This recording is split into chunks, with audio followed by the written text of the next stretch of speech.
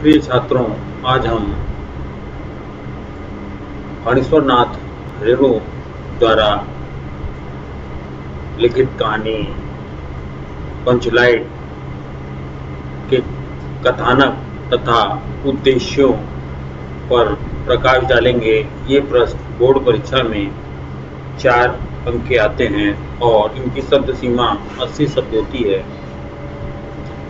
कथावस्तु या कथानक याद करने के लिए सबसे आसान तरीका है कि स्मरणीय तथ्यों को याद कर लिया जाए। इस वीडियो को पॉज करके आप इन स्मरणीय तथ्यों को लिख लीजिए और इन स्मरणीय तथ्यों को यदि आप लिख लेते हैं तो आपको किसी भी प्रकार की कोई प्रॉब्लम या कोई समस्या नहीं होगी। स्मरणीय तथ्य आइए पढ़ते हैं और इसी के आधार पर कहानी की कथावस्तु तैयार करते हैं। कहानी पंचलाइट लेखक फणीश्वरनाथ रेणु द्वारा रचित आंचलिक कहानी पेट्रोमैक्स।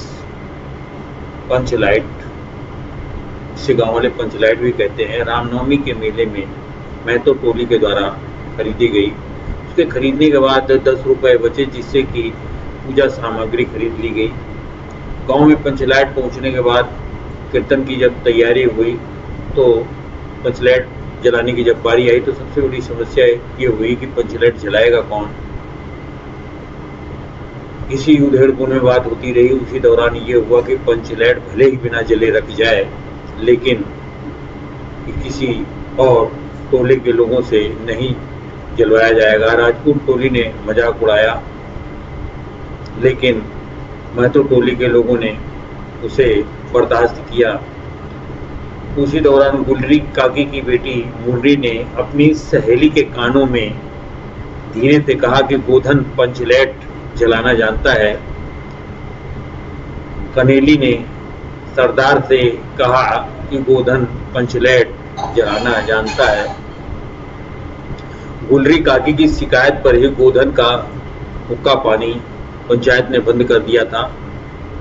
पंचों में विचार विमर्श हुआ कि गोधन को बुलाया जाए नहीं। अंततः निर्णय लिया गया कि गोधन को बुलाया जाए। सरदार ने छड़ीदार को भेज करके गोधन को बुलवाया लेकिन गोधन ने आने से इनकार कर दिया। उसके बाद गुलरी काकी गोधन के झोपड़े पे गई और गोधन को बुला करके ले आई।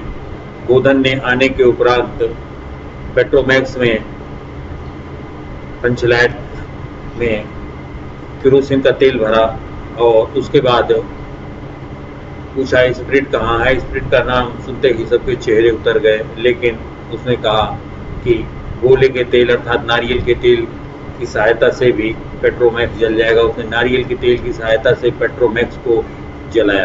पेट्रोमैक्स के जलने की खुशी सबके चेहरे पे दौड़ गई और गोधन के प्रति लोगों के दिल के अंदर जो मैल था वो दूर हो गया। कीर्तनिया ने महावीर स्वामी की जय बोलते हुए कीर्तन शुरू किया। उसी दौरान सरदार ने बड़े प्यार से गोधन को बुलाया और कहा, तुमने जाति की इज्जत रख ली, तुम्हारा 7 खून माफ, जाओ खूब गाओ सलीमा का गाना। मुन्नी काकी ने भी खुश होकर के गोधन को रात के खाने पर बुलाया। उसी दौरान गोधन और मुन्नी की पलकें मिलती हैं और लज्जा के कारण मुन्नी की पलकें झुक गईं। कहानी का उद्देश्य। इस कहानी का उद्देश्य प्रत्यक्ष तथा परोक्ष रूप से रेणु जी ने ग्राम सुधार की प्रेरणा दी है। उन्होंने इस कहानी के माध्यम से गांव वालों की जाति के आधार पर टोलियों में बटे होने और उनकी आपस में सद्देश के भाव से भरे होने का बड़ा ही सजीव चित्रण किया है।